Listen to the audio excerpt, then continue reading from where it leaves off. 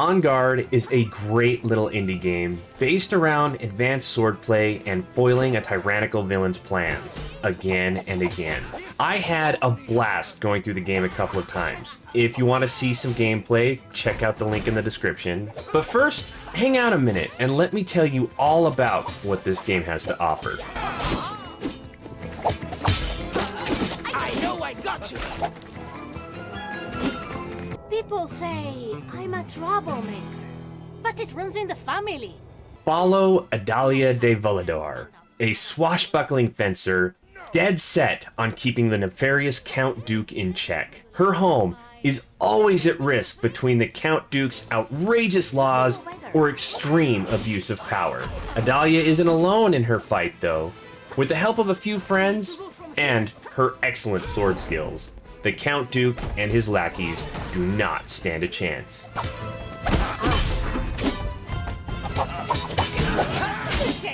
Remember, your brother gave you strict instructions not to harm me. This game is definitely catered for a younger audience.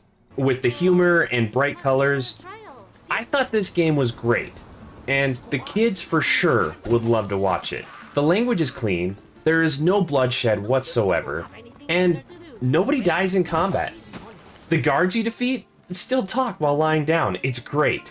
Why did I get out of bed today? Oh, and you can pet the chickens. That's always a good thing.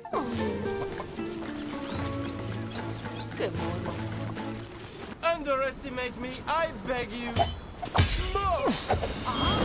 The swordplay in On Guard was amazing. The mechanics were well crafted and reacted to my thumb movements very fast. Besides special attacks, which I'll get into later, Adalia only has 2 moves with her sword, attack and parry.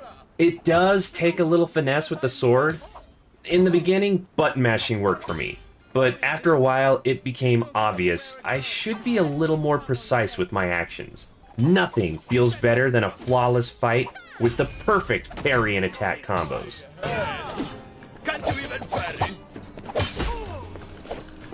Quite often, Adalia will find herself outnumbered by a lot. In order to fight multiple enemies, she'll have to take advantage of the environment, kicking things to stun her foes or throwing a bucket on their head. There is a lot of fun to be had at the expense of the bad guys. Some enemies can only be beaten after a few trips down some stairs or other various actions, so it pays off to take notice of everything in the area before starting a big fight.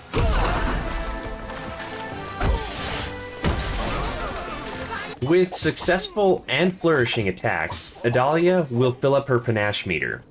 When at least half full, she will have access to a devastating attack. There were only 3 different attacks, all of which unlock at specific points in the game, with each having their own proper time of use. Some will be super effective when used on the correct enemy, while having no effect at all on others. You did this yourself! Every level, or episode rather, will contain a few challenges. Special feats Adalia must complete, usually involving combat. The first time through a level, you won't have any idea what these challenges are, unless you accidentally do one. After beating a level, the game will let you know what the challenges are.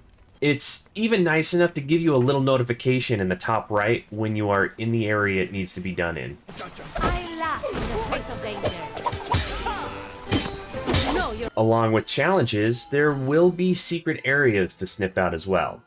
They can be found if you search every nook and cranny, or you can beat a level and get a minor hint about where the secret is. The only reward for completing the challenges and finding the secrets will be achievements, so it's not necessary to move forward, but it does always feel good when you get that little notification for doing something special.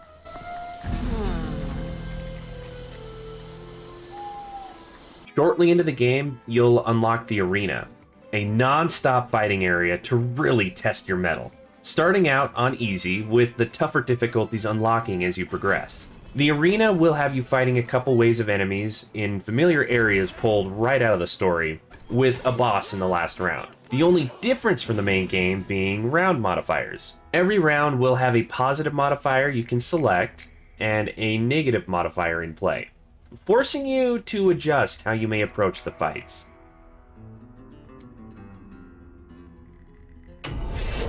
I had so much fun going through this game. When it finally clicked that I should stop button mashing, things got a lot better. I couldn't get enough of the jokes and sound effects found everywhere. And if you're familiar with Princess Bride, you'll catch quite a few references. I'm so excited to get this rated. The game looks awesome. The bright colors weren't overwhelming, and I really liked how the environment looks like a painting in the distance, but clears up as you get closer. It's getting a 5. The story, although short, was excellent. It reminded me of older cartoons with different stories for each episode.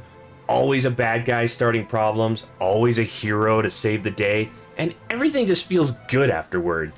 I'm giving it another 5. Gameplay was perfect. My actions were smooth and reactive. When I failed, it was on me, not an odd mishap with the game. Let's go with a 5. On Guard's replayability was good. Between finding secrets and challenging myself, I went through the entire game a couple of times. Worthy of another 5. I'm not sure how many times I can say this, but I had a ton of fun.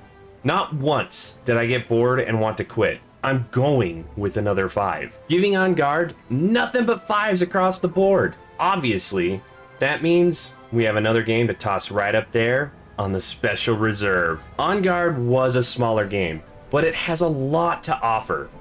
I can't get enough of the gameplay and humor. I feel you could definitely get your money's worth by challenging yourself to higher arena levels or finding everything hidden within the story. Definite recommendation. And with that, I'm done with this, and it's time to move on to the next one. I will see you there. Bye!